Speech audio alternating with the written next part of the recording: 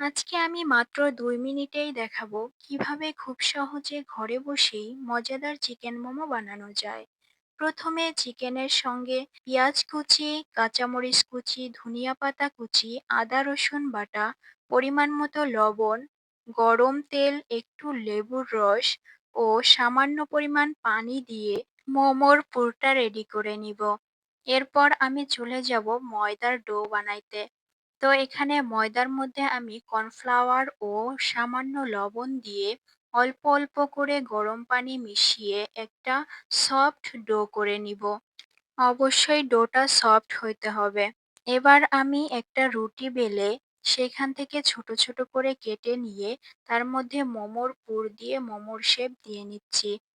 এরপর মোমোগুলা যেই পাত্রে স্টিম করব সেটার মধ্যে একটু তেল ব্রাশ করে নিব। এরপর ১০ থেকে ১৫ মিনিট ধরে মোমোগুলোকে স্টিম করে নিব।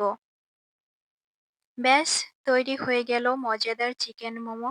ভিডিওটা ভালো লাগলে অবশ্যই লাইক, কমেন্ট এবং ফলো করতে ভুলবেন না।